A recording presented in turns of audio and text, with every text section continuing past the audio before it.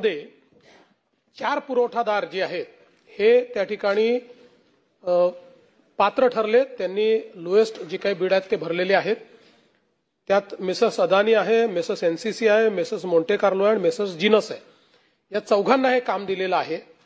आणि मी मागच्या वेळेसही आता ते सगळे रेट्स मी आणले नाहीत, पण मागच्या सभागृहात जे असा विषय आला होता त्यावेळेस मी दाखवलं होतं की इतर राज्यांपेक्षा कमी दरामध्ये आपल्याकडे पुरवठा त्याचा होतोय। त्यामुळे हे 4 जणांना आहे। या 4 पैकी कोणाहीकडनं ते लावू शकतात, असं काही कोणाकडनं एकाकडनंच लावलं पाहिजे असं नाहीये।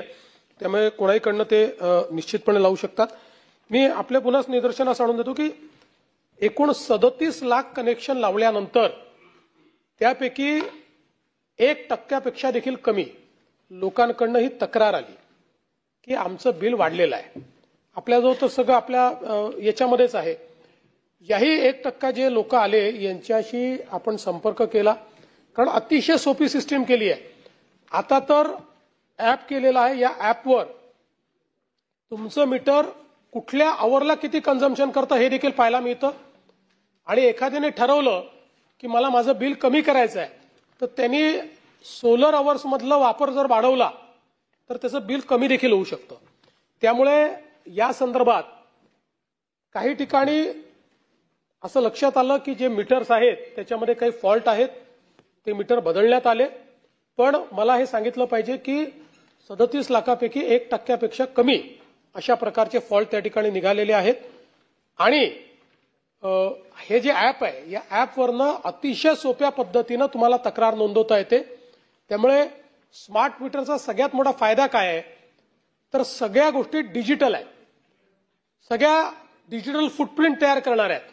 म्हणजे याने तक्रार केली नाही, आम्हाला माहिती नाही, किंवा एवढं बिलच आलं नाही, किंवा एवढं कन्झम्पशनच झालं नाही, अशा कुठल्याच गोष्टी क्लेम करता येत नाही। या सगळ्याचं डिजिटल फुटप्रिंट हे आपल्याकडे तयार होतं।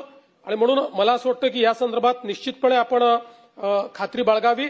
आणि आपण जे सांगितलं की एका मीटर बदलायच्या आणि अनेक लोकांना कंपल्शन होतं तर ते निदर्शनास आपण आणून दिलंय। मी ते विभागाला सांगेन की विभागाने अशा प्रकारची कुठलीही म्हणजे 1 मीटर बदलायचं आणि सगळे मीटर बदला अशा प्रकारची सक्ती कोणी करू नये असं आपण निश्चितपणे त्या ठिकाणी सांगू।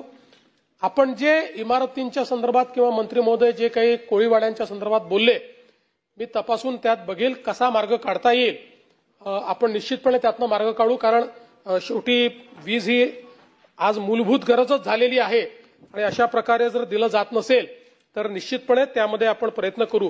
पण मी पुन्हा एकदा आपल्या लक्षात आणून देतो की हे जे काही स्मार्ट मीटर लावणारे आहेत या स्मार्ट मीटर लावण्याबद्दल आपण त्यांना सौर ऊर्जा तास म्हणजे दिवसाचे जे टायमिंग्स आहेत त्या टायमिंगमध्ये ज्यांच्याकडे नॉर्मल मीटर आहे त्या नॉर्मल मीटरवाल्यांपेक्षा यांना प्रति युनिट 80 पैसे एवढी सवलत आपण देतोय, 80 पैसे। त्याच्यामुळे आज त्यांची बिलं ही कमी होत आहेत।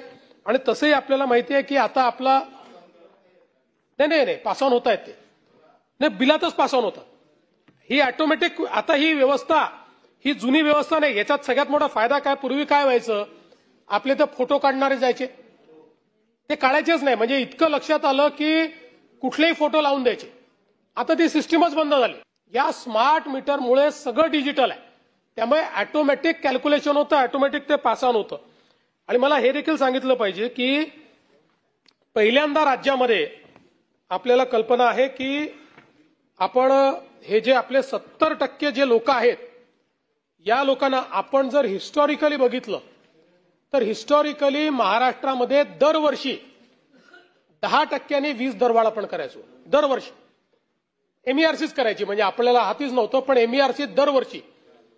पहिल्यांदा आपल्या राज्याची 5 वर्षाची टेरिफ ऑर्डर अशी आलेली आहे की आता वीज दरवाढ करण्याच्या ऐवजी आपण वीज दर कमी करतो आणि 70% लोकांकरता 26% वीज दरवाढ कमी होते, म्हणजे वीज बिल कमी होत आहे। आपण जर बघितलं, मी आपल्याला निदर्शनास आणून देतो की समजा 1 ते 100 युनिट हे जे 70% आपले लोक आहेत यांना आत्ता बिल येत आहे 8 रुपये 14 पैशाने पर युनिटने, 8 रुपये 14 पैशाने। हे जर आपली नॉर्मल वाढ राहिली असती तर 2030 साली हे 11 रुपये 32 पैसे पर युनिटने त्यांना आलं असतं. पण आता आज जे 8 रुपये 14 पैशांनी येत आहे ते 2030 साली 6 रुपयांनी येईल. म्हणजे 2 रुपये 14 पैसे त्यांचं बिल या 5 वर्षामध्ये प्रति युनिट हे कमी होणार आहे. कमर्शियलचा जर आपण विचार केला, कमर्शियलमध्ये त्यांचं बिल 16 रुपये 97 पैसे एवढं त्या ठिकाणी येत होतं. ते 16 रुपये 97 पैशाच्या 2030 साली झालं असतं 23 रुपये 91 पैसे. त्याच्याऐवजी ते कमी होऊन 15 रुपये 87 पैसे होत आहे. आणि इंडस्ट्रीयलचं जे टेरिफ आहे हे 10 रुपये 88 पैसे त्यांना आता टेरिफ आहे. हे 2030 मध्ये 15 रुपये 77 पैसे झालं असतं, त्याऐवजी ते 9 रुपये 97 पैसे होईल.